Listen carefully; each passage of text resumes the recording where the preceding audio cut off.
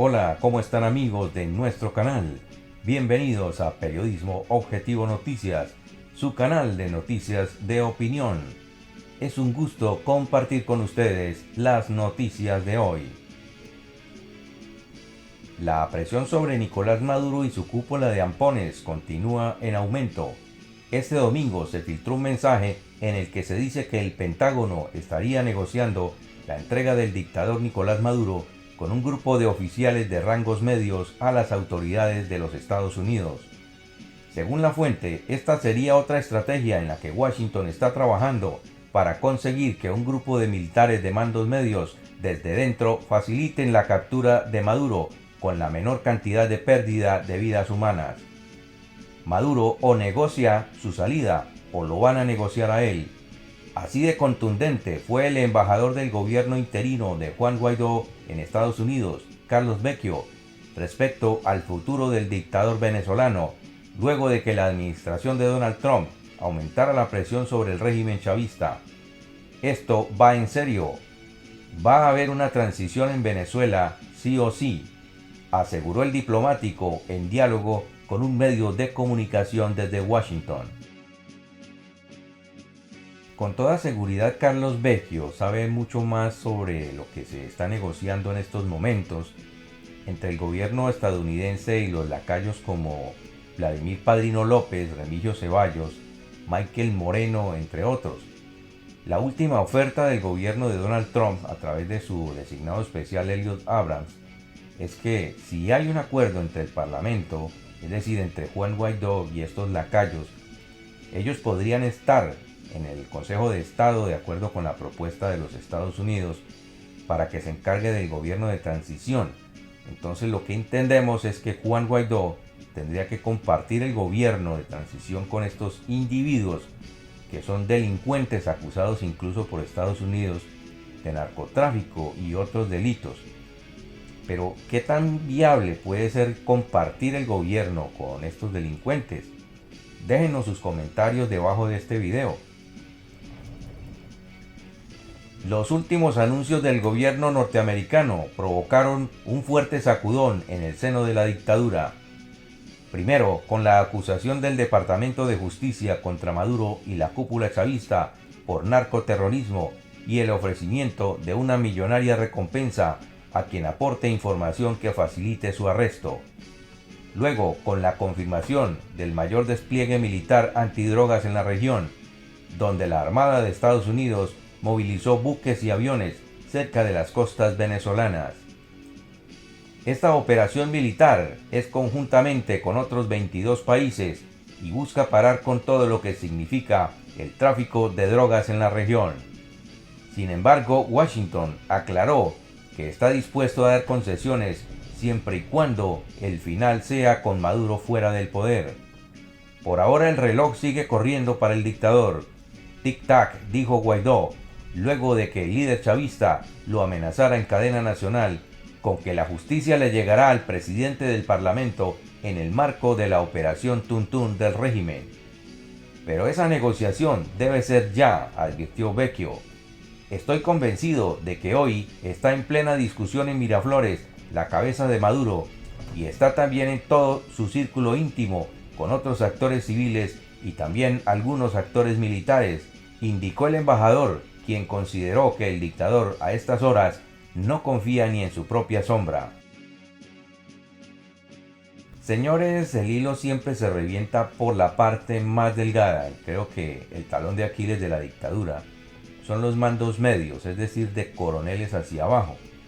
Aunque el régimen tiene comprada la lealtad de los generales, que por ejemplo solo en el ejército hay más de 350, no tiene dentro de su nómina paralela a muchos de los coroneles y mayores de todas las ramas que conforman la FANB. A estos son a los que Maduro le teme y serían estos los que estarían negociando con el Pentágono.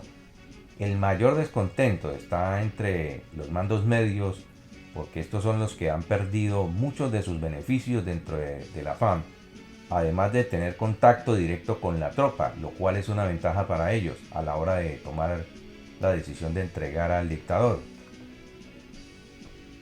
En este contexto y ante la necesidad de conformar un gobierno de transición que lleve a elecciones libres y transparentes, Vecchio destacó la gira que realizó Guaidó por Europa y Estados Unidos a principios de este año, donde consiguió apoyo y una cooperación internacional del financiamiento que nos permita atender las dos emergencias que nosotros estamos enfrentando en este momento. En esa línea, durante la entrevista el embajador también se refirió a la situación del país ante la lucha por contener la propagación del coronavirus. Mientras Maduro asegura que la gestión del régimen ante la pandemia es ejemplar, el presidente interino Juan Guaidó ha denunciado falta de transparencia en la información y cada vez son más las denuncias por la precaria situación de los hospitales. ¿Cuál es la real situación del COVID en Venezuela? Lo primero que hay que decir es que a nosotros nos tocó esta pandemia frente a otra emergencia. Nosotros estamos enfrentando dos virus. Primero, el que ha causado el régimen de Nicolás Maduro y segundo, la pandemia como tal. Frente a esta pandemia, Maduro ha continuado en su misma forma y estilo, censurando a los medios de comunicación, manipulando la información, mintiendo y por supuesto persiguiendo a quienes de alguna u otra manera tratan de informar sobre el virus. No solo contra dirigentes políticos, sino también contra periodistas, médicos, enfermeros y personal administrativo, pero también contra los venezolanos que protestan por no tener acceso a la salud. Anunciaron un total de casos que no superan los 181 este domingo, pero el número de test que se están haciendo diariamente es muy bajo, cerca de 140. Colombia hace 4.000 diarios. Entonces, sin dudas, las cifras que están manejando no reflejan la realidad y mientras se tenga una dictadura de ese nivel, va a ser imposible determinar el efecto completo que tiene dentro de nuestra población. Pero nosotros creemos que organizaciones internacionales de la salud, como por ejemplo la Oficina Panamericana para la Salud y otros organismos, tienen que asumir el control de la información, porque al final del día se trata de la salud del pueblo de Venezuela. Si la información sobre la cifra de infectados y fallecidos fuera cierta, un total de 181 infectados, Nicolás Maduro no habría extendido la cuarentena por otros 30 días, como lo informó la vicepresidenta Delcy Eloína Rodríguez. Claro está, señores, que al no poder resolver el problema de la escasez de gasolina, Maduro tiene que extender el confinamiento de la población para reducir el gasto de gasolina y de esta manera alargar las reservas de combustible. Este domingo también conocimos que al puerto de José había llegado un barco procedente de China trayendo unos contenedores plásticos muy grandes.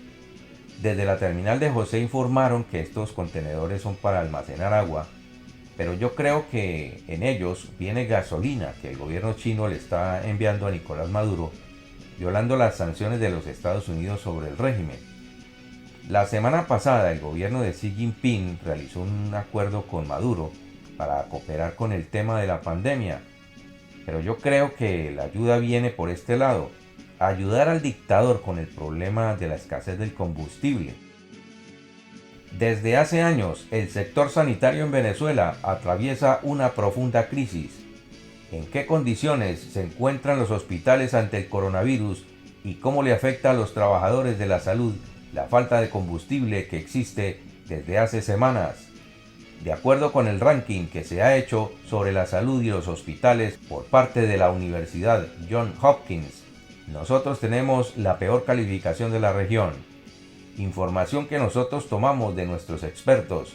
Más de la mitad de los médicos y enfermeras no tienen los equipos necesarios para enfrentar la pandemia.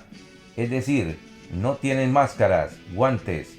Cerca del 80% no cuenta con agua potable. Uno le dice a la gente que se lave las manos, pero los médicos no pueden por la falta de agua potable y están en riesgo. El número de camas no es suficiente, por lo que creo que el sistema de salud está en las peores condiciones, que no comenzó con esta pandemia, sino mucho tiempo atrás. La falta de combustible está afectando a los doctores, a las enfermeras porque no pueden llegar al hospital. Todo esto es un elemento adicional que está complicando al sistema de salud, y eso tiene otro impacto en la vida económica y social de Venezuela. Las personas en Venezuela viven del día a día, entonces no pueden quedarse en su casa porque no tienen los ahorros, no tienen suficiente comida y tienen que ganarse la vida para sobrevivir. O los ataca la pandemia o la falta de alimentos acaba con ellos. Este es uno de los aspectos más delicados, porque nosotros pudiéramos estar a escasas horas o días de que se produzca una explosión social, porque toda esta pandemia, a la cual se une esta crisis que estoy mencionando, sencillamente es una bomba de tiempo. Bien, amigos de Periodismo Objetivo Noticias, muchas gracias por quedarse con nosotros hasta el final de este informe. Los invitamos a ver nuestra siguiente edición. Hasta nuestro próximo encuentro.